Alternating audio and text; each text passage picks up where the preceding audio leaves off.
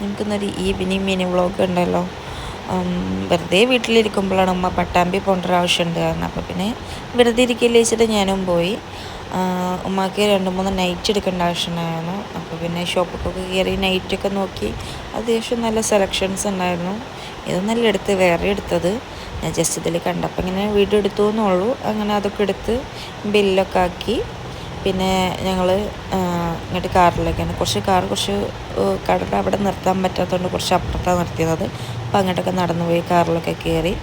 പിന്നെ ഇവിടെ പട്ടാമ്പി തന്നെ പർപ്പിൾ പുതിയ ലോഞ്ച് ചെയ്തിട്ടുണ്ട്.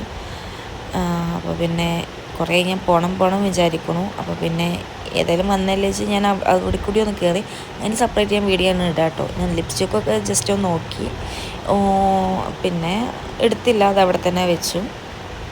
പിന്നെ കുറേ ഷവർമ്മൊക്കെ കഴിച്ചിട്ട്, ഇവിടുത്തെ ഷവർമ്മയിൽ എനിക്ക് ഭയങ്കര ഇഷ്ടമാണ്.